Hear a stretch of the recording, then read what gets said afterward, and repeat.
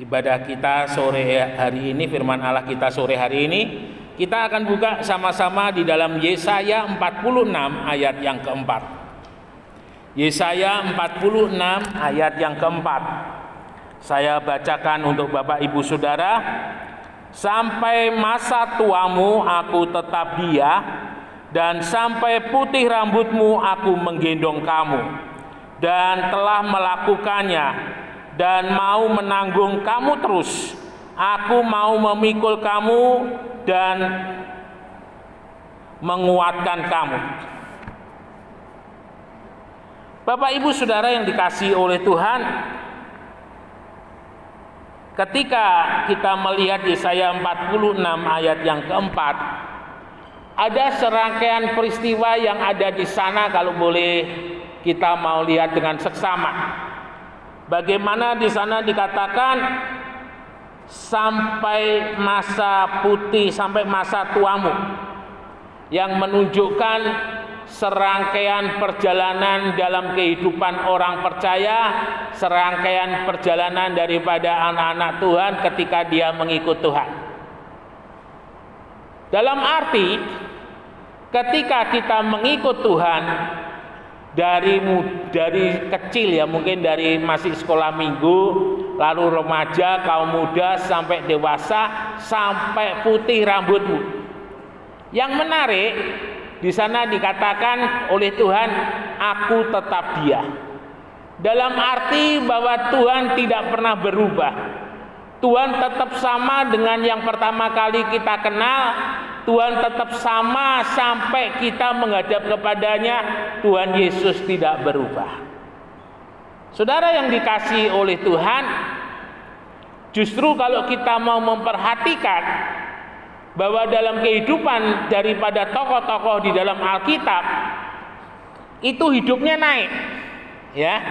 Dan ketika dia sudah sampai kepada puncak, dia betul-betul sudah mengalami satu kehidupan yang luar biasa. Dan akhirnya puncak daripada kehidupan manusia tidak lain tidak bukan adalah kematian. Nah, ketika kita mengingat akan hal itu, kita sadar bahwa setiap tahun seharusnya kehidupan kita harus semakin baik. Setiap tahun pengenalan kita kepada Tuhan semakin baik. Setiap tahun kita semakin mengasihi Tuhan. Sehingga kalau boleh saya katakan, saat kita hidup dan saat kita menghadap kepada Tuhan itu tidak ada bedanya. Ya, dalam arti ketika kita mengikut Tuhan sungguh-sungguh dan ketika kita bertemu dengan Tuhan, itu tidak menjadi sesuatu hal yang menakutkan, tidak menjadi sesuatu hal yang mengkhawatirkan. Itu adalah kehidupan orang percaya yang sebenarnya. Bersama dengan Yesus di dunia, bersama dengan Yesus menghadap kepadanya adalah satu kondisi, satu keadaan yang sama saja. Tuhan tetap menyertai di dalam kehidupan kita. Tuhan tetap menolong, Tuhan tetap memberkati dalam kehidupan kita. Nah, ini yang seharusnya terjadi di dalam kehidupan kita. Jangan sampai ketika ada orang percaya, ketika menghadap kepada Tuhan, maaf sekali lagi mohon maaf. Mungkin dalam kondisi seperti orang mati ndak, hidup ndak ya. Jadi jangan sampai seperti itu. Ketika kita menghadap kepada Tuhan, terus langsung. Ulang kali saya menghadapi peristiwa tersebut ketika membimbing jemaat Tuhan, ketika ada peristiwa di mana ada tanggungan mungkin anak-anaknya, ya. Ketika saya tuntun, Pak, saya katakan, Bapak nggak usah bingung dengan yang hidup. Bapak nggak usah khawatir dengan yang hidup. Tuhan yang sudah menjadi jaminan mereka. Dan saya perhatikan air matanya itu mulai meleleh. Dan akhirnya saya bimbing, Pak, Bapak siap menghadap kepada Tuhan ya. Dan saya serahkan kepada Tuhan di dalam nama Tuhan Yesus. Akhirnya ketika dia melepaskan nafas yang terakhir, damai itu sangat-sangat melingkupi di dalam kehidupannya. Bapak Ibu Saudara sekalian yang dikasihi oleh Tuhan, ini yang harus terjadi dalam kehidupan kita orang percaya. Setiap kehidupan kita tidak tahu kapan waktunya kita dipanggil oleh Tuhan. Tetapi yang pasti, cepat atau lambat, arah tujuan perjalanan kita pasti akan sampai ke sana. Ya, saudara tidak bisa berdalih dengan dalih-dalih yang ada dunia ini. Kalau Tuhan sudah panggil waktunya pulang, ya kita harus pulang. Tetapi di sisi yang lain, pergantian tahun adalah menunjukkan waktu. Kalau boleh saya katakan, saya yang tahun yang lalu umur 54, tahun depan ini saya berumur 55, ya. Usia yang sudah tidak lagi muda. Dan itu tiap tahun dengan berubahnya tahun, itu usia saya bertambah. Usia saya semakin lama semakin bertambah, dan pada sampai satu titik, setiap kita pasti akan menghadapinya. Kita pasti akan pulang. Tidak ada yang namanya manusia di dunia ini ngelungsungi, tidak ada. Ya, tidak ada. Setiap hidup daripada manusia pasti ada akhir. Tetapi bagaimana di dalam kehidupan kita mengisi kehidupan itu. Tetapi di sisi yang lain, tiap tahun itu juga menunjuk kepada peningkatan daripada hidup kita sebagai orang percaya. Bagaimana kasih kita kepada Tuhan, bagaimana kesungguhan kita kepada Tuhan, bagaimana kita melayani Tuhan, itu tiap tahun itu menjadi tanda bahwa kita sungguh-sungguh mengasihi Tuhan. Bapak Ibu Saudara yang dikasihi oleh Tuhan, dalam pembacaan yang sudah kita baca tadi sama-sama, saya akan membagi beberapa bagian daripada ayat-ayat ini dalam renungan khotbah akhir tahun 2024. Yang pertama dikatakan, sampai masa tuamu aku tetap dia. Bapak Ibu Saudara, usia manusia menjadi tanda hari-hari yang telah dilalui. Dan Tuhan sendiri dia tidak pernah berubah. Seperti saya katakan tadi, tiap tahun ketika tahun berganti, itu menunjuk kepada tanda-tanda di dalam kehidupan kita, tanda-tanda semakin tua, ya. Tidak hanya mungkin dibarengi dengan rambut yang putih, tidak hanya dibarengi dengan gigi yang rontok kira-kira, kulit yang keriput, tenaga stamina yang semakin berkurang. Tetapi yang pasti itu menunjuk tanda-tanda akan hari yang sudah kita lalui dan akan hari-hari yang akan kita hadapi. Ya. Saudara yang dikasihi oleh Tuhan, yang menarik adalah karena Tuhan itu tidak berubah, kasih dan kuasa-Nya tetap menyertai dalam kehidupan kita. Ini luar biasa. Ketika kita masih muda, mungkin 75% atau 80% kita menggunakan kekuatan kita.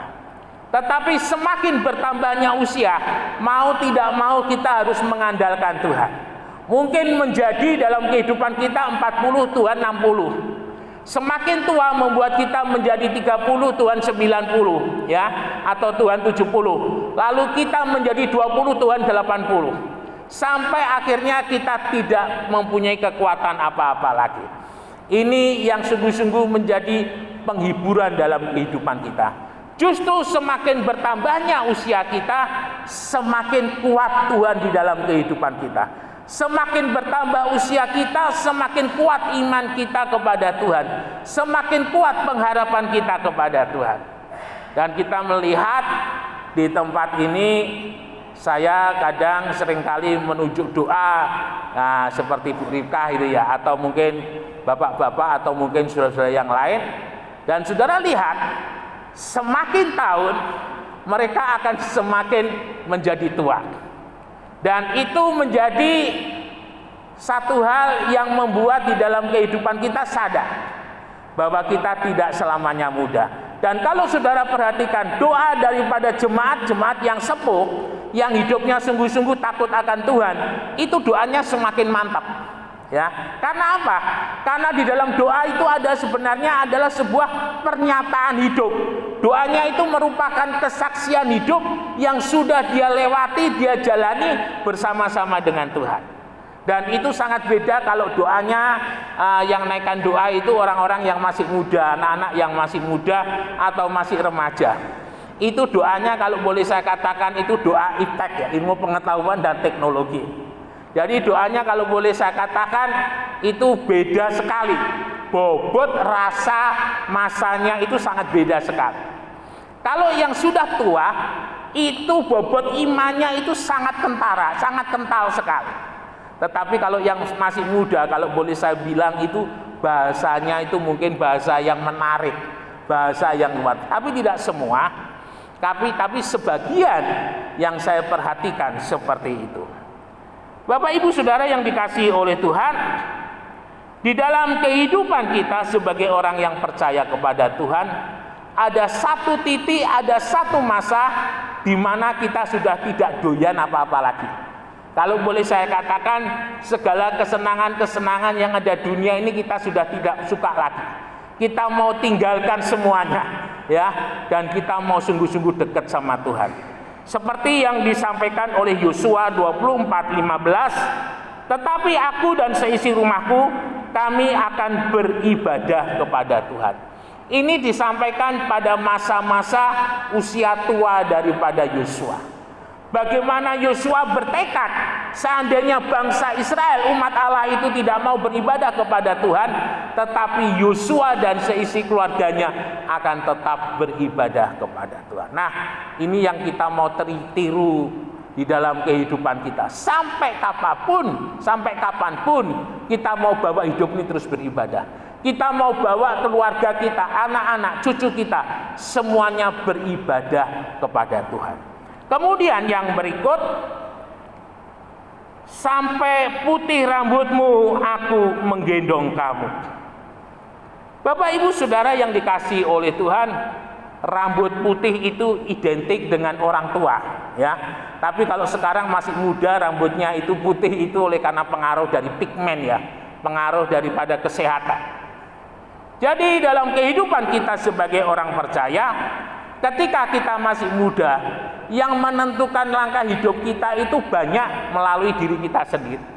Karena kita masih merasa kuat, karena kita masih merasa bisa, karena kita masih merasa mampu, semuanya itu kita kerjakan, kita lakukan sendiri. Tuhan nanti dulu. Tetapi ketika sudah tua, seperti saya katakan tadi di atas, ketika kondisi fisik sudah tidak memadai, maka kita akan sungguh-sungguh mau tidak mau, kita mau berserah kepada Tuhan. Saudara, ini adalah sebuah cara hidup yang unik dalam kehidupan orang percaya. Bagaimana ketika masa muda Tuhan memberkati, sampai tua pun Tuhan juga menyertai dalam kehidupan kita. Jadi dalam kehidupan orang percaya yang sungguh-sungguh kepada Tuhan, baik muda baik tua, dia tidak pernah ditinggalkan oleh Tuhan. Nah, ini menjadi pengharapan dalam kehidupan kita. Sampai masa tuamu, sampai putih rambutmu, aku tetap dia. Nah, ini yang sungguh-sungguh boleh terjadi dalam kehidupan kita. Bapak Ibu Saudara yang dikasihi oleh Tuhan, kalau Tuhan menggendong dalam kehidupan orang percaya, itu artinya Tuhan menanggung semua yang menjadi beban, semua yang menjadi masalah dan persoalan kita. Kita ingat pengalaman daripada Yosua.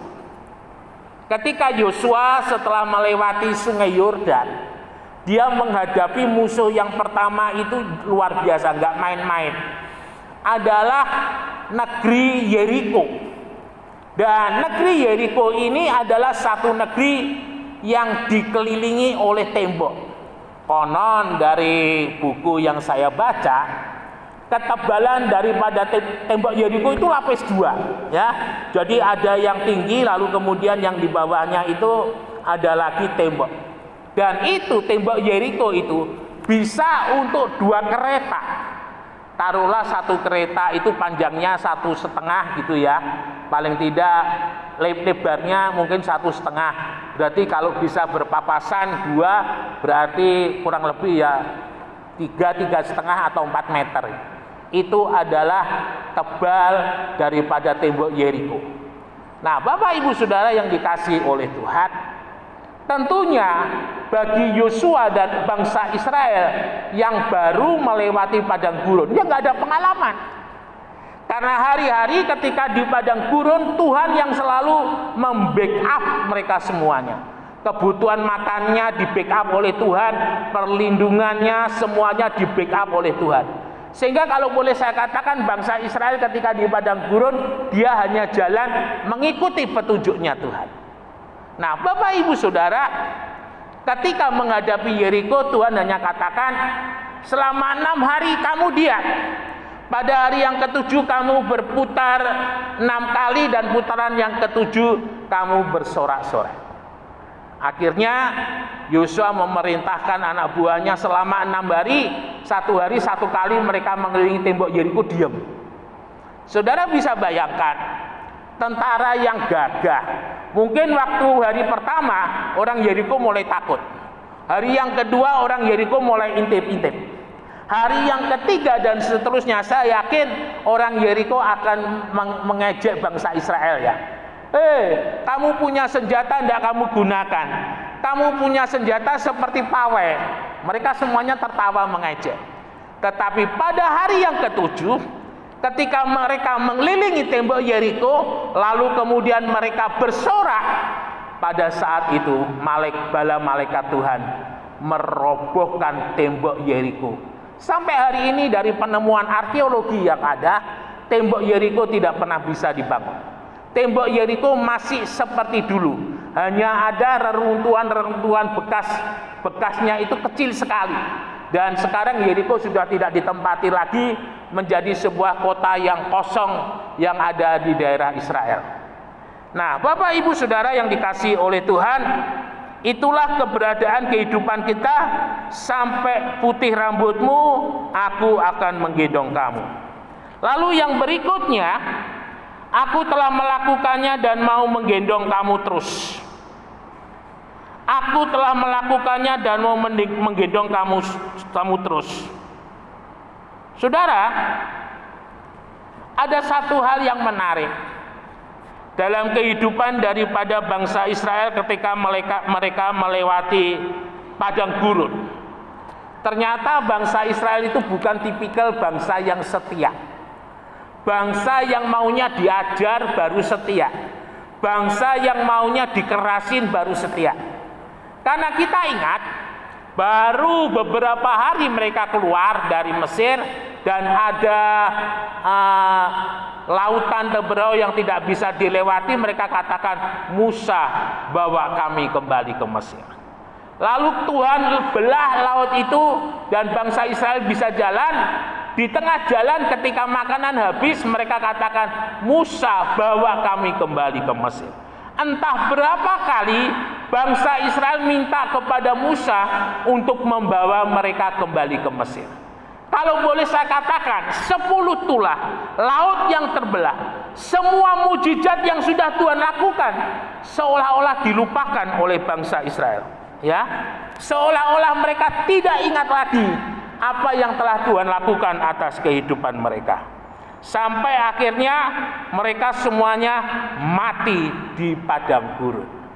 Saudara yang dikasihi oleh Tuhan, dan ini menjadi kesaksian mereka yang hidup di dalam perjalanan adalah mereka yang akhirnya memasuki tanah perjanjian. Ini menjadi sebuah hal yang menarik. Bagaimana mereka boleh melihat, menyaksikan, dan bagaimana Tuhan melakukan semuanya itu. Dan bagi mereka yang masih hidup, mereka sungguh-sungguh membuat hati mereka sungguh-sungguh takut kepada Tuhan. Dan orang-orang yang masuk ke tanah perjanjian adalah orang-orang yang beda dengan yang mati di padang gurun. Orang-orang yang masuk di tanah perjanjian, mereka tidak berkata, Musa, bawa kami kembali ke Mesir, atau Yosua, bawa kami kembali ke Mesir. Tetapi mereka adalah orang-orang yang berani maju berperang, dan mereka adalah orang-orang yang menikmati berkat-berkatnya Tuhan. Ya. Kemudian yang berikut dikatakan, aku telah memikul kamu dan menyelamatkan kamu. Bapak Ibu Saudara, kalau Bapak Ibu Saudara mengingat, ada sebuah kutipan daripada puisi Jejak-jejak kaki ya. Bagaimana di sana dikatakan, ada satu titik, ada satu masa dia hanya melihat sepasang kaki. Lalu kemudian penulis ini bertanya kepada Tuhan, jejak kakiku di mana? Bukankah itu kakiku? Yang ada hanya sepasang. Dan Tuhan katakan, yang sepasang itu bukan jejak kakimu, tetapi itu jejak kakiku. Nah, jejak kakiku di mana Tuhan? Kamu aku gendong. Nah, Bapak Ibu Saudara, ini yang sebenarnya terjadi di dalam kehidupan kita. Bahwa Tuhan menggendong di dalam kehidupan kita dan menyelamatkan di dalam kehidupan kita. Saudara-saudara yang dikasihi oleh Tuhan, kita ingat beberapa contoh di dalam firman Tuhan orang yang ditinggal sendiri tetapi tidak kalah. Kita ingat kehidupan daripada Elia ketika menghadapi para nabi Baal Peor ya. Jumlahnya kurang lebih kalau tidak salah itu 300. Bagaimana di sana ada satu perjanjian, tidak ada api, yang ada hanya kurban, lalu kemudian mezbah dan ada minyak yang disiramkan. Pertama yang maju adalah nabi-nabi Baal. Mereka berteriak mengelilingi mezbah itu, lalu Elia berkata, mungkin Baalmu, mungkin ilahmu lagi tidur. Coba kamu lebih keras bangunin dia. Dan itu terus dilakukan. Yang lebih ekstrim, nabi-nabi Baal ini mulai menoreh-noreh tubuhnya atau mulai menyakiti tubuhnya. Tetapi tidak ada api yang turun dari langit. Barulah ketika sampai sore tidak ada dan hari hampir gelap, akhirnya Elia berkata, sudah kamu berhenti aja sampai di sini. Elia maju dan membongkar mezbah yang dibangun oleh para imam Baal untuk menyembah Baal, dan Elia mulai mendirikan mezbah. Yang menarik saudara, Elia memberikan kurban, di sana ada persembahan, tetapi tidak disiram dengan minyak. Elia minta supaya disiram dengan air. Ya. Lalu kemudian Elia berdoa, dan ketika Elia berdoa, api dari langit langsung menyambar persembahan daripada Elia. Bapak Ibu Saudara yang dikasihi oleh Tuhan, kalau Tuhan bekerja itu sungguh dahsyat. Kalau Tuhan bekerja untuk menyatakan dirinya itu tidak pernah terpikirkan oleh manusia. Dan akhirnya 300 nabi Baal itu rame-rame dibunuh oleh bangsa Israel yang ada pada saat itu. Nah, ini yang boleh kita lihat bagaimana ketika seorang diri Tuhan boleh menyatakan pertolongannya. Kita mau tutup dengan Filipi 4. Kita mau lihat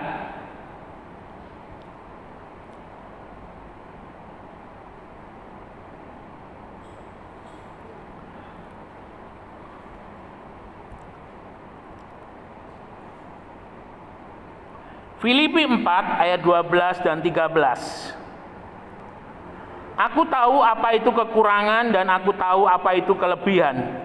Dalam segala hal dan dalam segala perkara tidak ada sesuatu yang merupakan rahasia bagiku. Baik dalam hal kenyang maupun dalam hal kelaparan, baik dalam hal kelimpahan maupun dalam hal kekurangan. Segala perkara dapat kutanggung di dalam Dia yang memberi kekuatan kepadaku. Bapak Ibu Saudara, tahun boleh berganti, hari, bulan, jam boleh berganti, tetapi ingat baik-baik, kasih setia Tuhan itu tetap selama-lamanya untuk kita. Jangan pernah kita meninggalkan Tuhan, jangan pernah kita ingkar janji dengan Tuhan. Ketika hari ini saudara datang di tempat ini, biarlah saudara sungguh-sungguh datang dengan iman, dan iman itu jangan sampai lepas. Iman itu terus saudara tambah. Iman itu terus menguatkan dalam hati saudara. Iman itu selalu menolong saudara, memimpin saudara kepada pengenalan akan Kristus setiap hari semakin lebih dalam lagi. Ketika hidup orang percaya berhasil membawa imannya lebih dekat kepada Tuhan, maka saudara akan melihat tidak ada perkara yang mustahil dalam hidup ini. Orang boleh melihat saudara sakit, orang boleh melihat saudara lemah, orang boleh melihat saudara tidak mempunyai kekuatan apa-apa. Tetapi ketika saudara punya iman, itu sama halnya saudara punya kerajaan Allah. Dan pada waktunya, ketika saudara meminta kepada Tuhan, apa yang tidak pernah saudara pikir, apa yang tidak pernah saudara duga, itu yang akan Tuhan limpahkan atas kehidupan saudara. Terus percaya, biarlah tahun berganti, tetapi iman kita tetap kepada Tuhan. Biarlah tahun berganti, percaya kita tetap kuat kepada Tuhan. Biarlah tahun berganti, kasih setianya Tuhan yang selalu menyertai kita sampai selama-lamanya. Immanuel, Tuhan Yesus memberkati, beri kemuliaan bagi nama Tuhan. Mari kita sama-sama